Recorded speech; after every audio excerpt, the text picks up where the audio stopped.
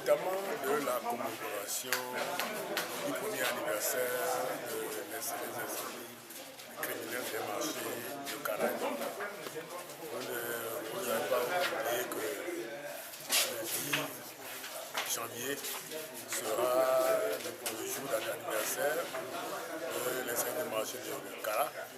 Et le 12 serait donc l'anniversaire de l'incendie du marché de Lomé. Et c'est pour conduire les journalistes à faire l'état de la situation.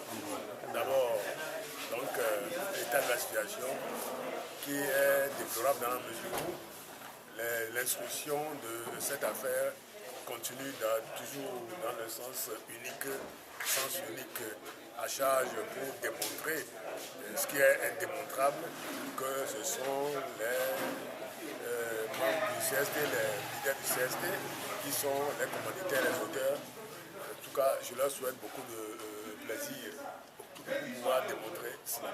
Bon, ensuite nous disons aussi à la presse que ces investigations sont toutes dans le sens de nous amener à la cour d'assises et que ni le procureur de la République à qui nous avons transmis notre rapport, ni le juge d'instruction ne veulent faire les investigations dans ce sens-là. Et que mieux, on a même nommé un de ceux que nous avons cités dans le rapport, que nous l'avons même nommé.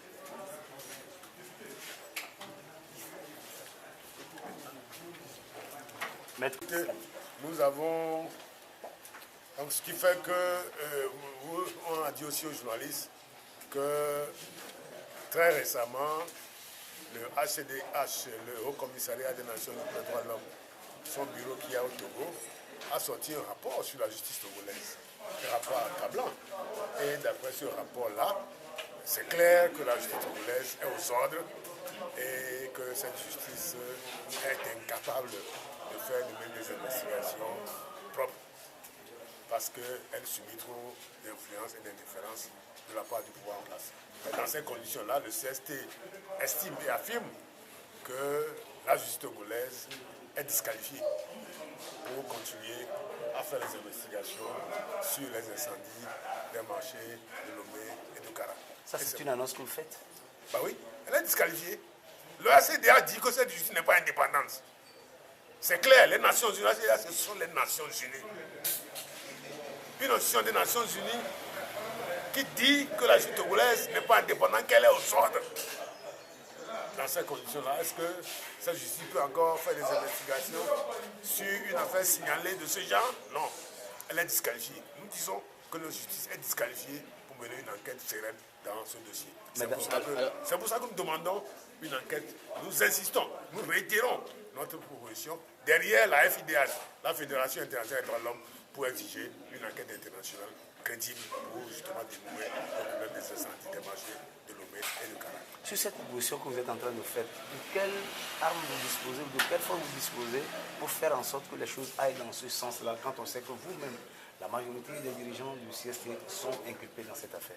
Vous savez, nous sommes un regroupement citoyen qui disposons, comme la Constitution le prévoit et les textes le prévoient, de beaucoup de moyens d'action. Et nous allons utiliser par gradation tous les moyens d'action jusqu'à ce que nous ayons gain de cause. Les moyens légaux prévus par les textes, pas la Constitution, pas les lois. Et il y en a beaucoup, il y a tout un éventail. Oui, quelques exemples. Quelques exemples. Je ne sais pas, est-ce que ça vaut la peine que je le dise?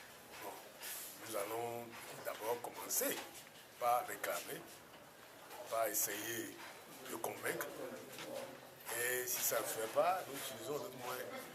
Quelle forme va prendre la célébration de cet anniversaire au niveau du collectif Sauvons le Togo, quand on sait que, comme je le disais tout à l'heure, vous-même vous êtes inculpé dans cette affaire? Oui, nous avons décidé, le CST a décidé de faire deux sortes d'actions. Des actions religieuses à Cara, à la cathédrale de Cara. Le jour où le marché de Cara a brûlé, nous allons organiser une messe dans cette cathédrale de Cara. Ensuite, à Lomé, nous nous allons organiser également une veille de prière. Donc la veille 11, la veille de l'incendie de Lomé, nous allons organiser une veille de prière au temple presbytérien à Pégamé de Lomé.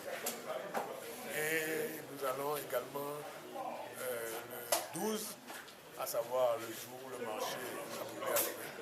Nous organisons une marche silencieuse et nous demandons à la population de se mettre des brassards noirs pendant tous les 3 jours, tous ces jours-là, à partir de 10, que chacun montre son deuil, sa récupération, en mettant partout les 9, les 10, 11, 12 et 13 janvier, des brassards noirs. C'est noir ou rouge?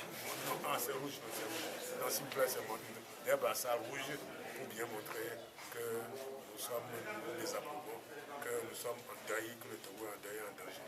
Et ensuite, donc, nous allons faire 12, donc, la marche silencieuse, sans tambour, sans fanfare, mais une marche silencieuse pour le deuil, à la place de l'indépendance jusqu'au lieu où le marché est fait.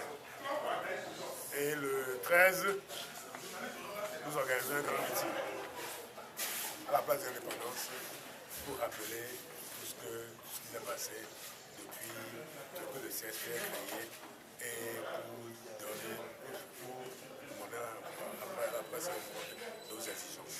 2014, le CSP demande l'alternance, année décisive pour le CSP dans la mesure où c'est l'année d'avant les élections présidentielles au Togo.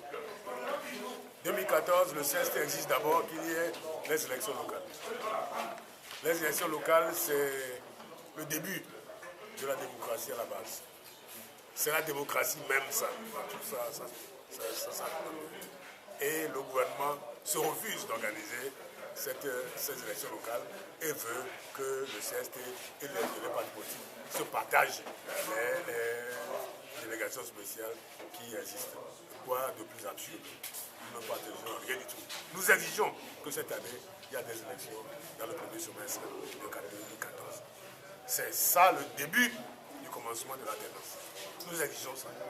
Ça fait depuis 1987 qu'on a fait des élections dans notre pays, des élections locales. 1987. Vous voyez combien de temps?